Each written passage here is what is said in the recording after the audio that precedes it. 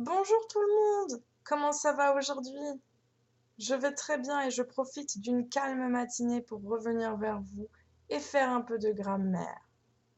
Eh oui, il faut pas l'oublier.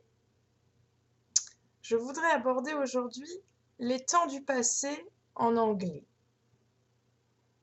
Les Anglais ont deux temps du passé principaux, le prétérit et le present perfect.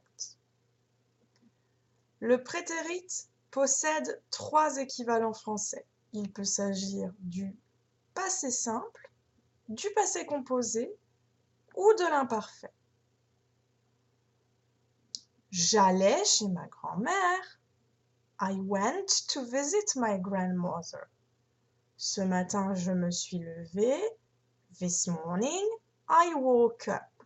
L'homme entra dans la pièce. The man entered the room. Le passé composé traduit des actions ponctuelles. J'ai fait ci, j'ai fait ci, j'ai fait ci. Les actions sont courtes et se suivent. Le passé simple constitue le temps du récit.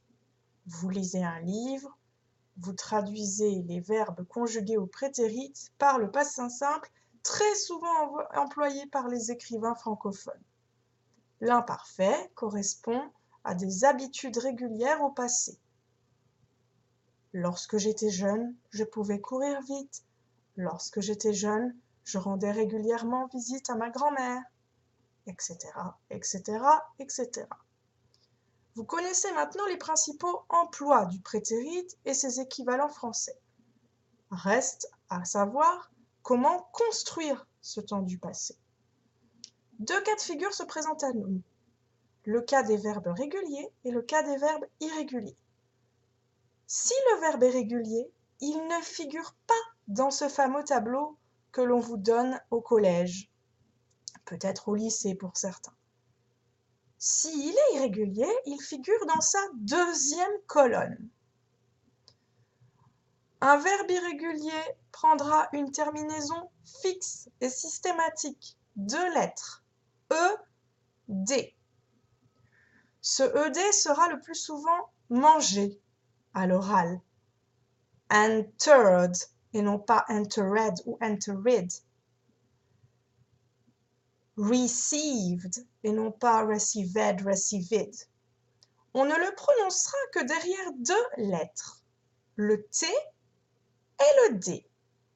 I visited, I dreaded, etc., etc., etc. Les verbes irréguliers sont détaillés dans la deuxième colonne de votre tableau, comme je vous l'ai dit précédemment. Certains possèdent une seule forme, comme par exemple le verbe put signifiant mettre. Son infinitif to put et ses deux autres formes put, put, put, put, put, cut, cut, cut, mettre, couper. D'autres possèdent deux formes, comme par exemple le verbe venir, to come, came, come. Résultat, une seule forme à apprendre. D'autres possèdent une lettre que je qualifierais de rebelle. Elle se trouve nichée au cœur des verbes, elle revient très souvent, il s'agit de la lettre W. Prenons l'exemple du verbe to throw, signifiant jeter ou lancer. Throw, threw, thrown. Draw, drew, drawn. Dessiner. D'autres, malheureusement, possèdent trois formes différentes. Il faut toutes les apprendre par cœur. Speak, spoke, spoken. Steal, stole, stolen. Voilà les différents cas de figure qui s'offrent à vous. À vous de regrouper les verbes dans de grands sacs, de les regrouper dans une seule et même grande famille pour vous permettre de les mémoriser plus facilement.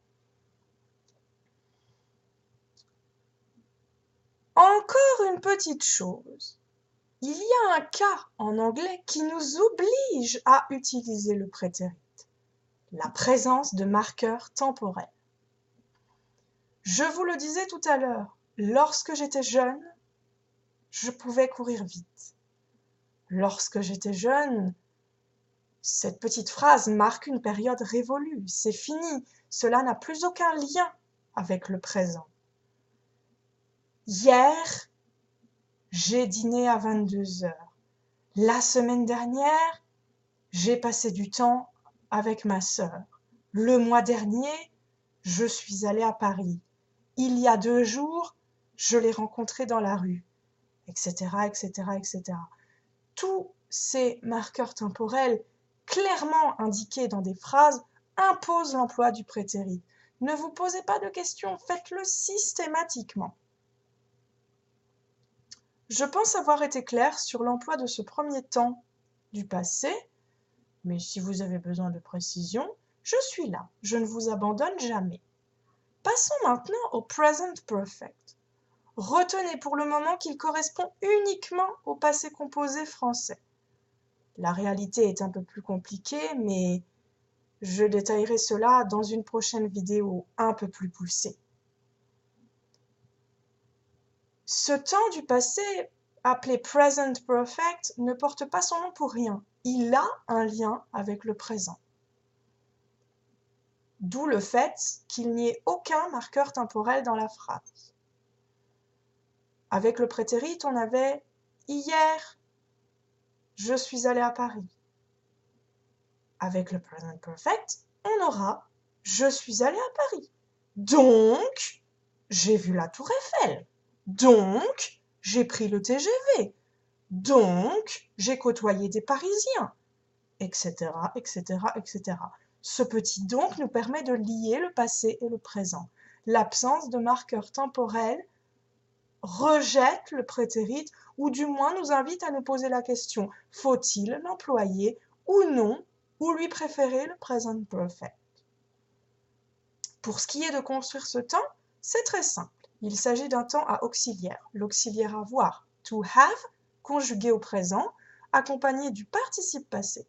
S'il s'agit du participe passé d'un verbe régulier, on procédera de la même façon et on ajoutera ed comme au prétérit, avec les mêmes règles phonétiques. Si ce verbe est irrégulier, son participe passé se situera dans la 3e colonne de votre tableau. Pour le verbe manger, to eat, il s'agira de la forme eaten. I have eaten 3 apples.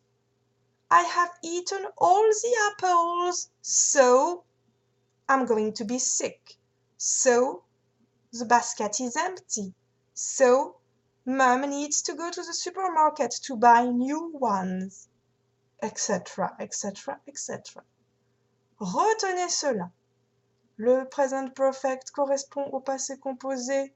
Dans la phrase, je ne vois aucun marqueur temporel. Je peux dire donc et donc lier le passé au présent. Le prétérit est donc clairement opposé au present perfect. Ils se font en quelque sorte la guéguerre. L'un rejette l'autre. L'un exclut l'autre. En cas de question, n'hésitez pas à revenir vers moi. Je ne vous oublie pas, je reviens très vite. Bye bye!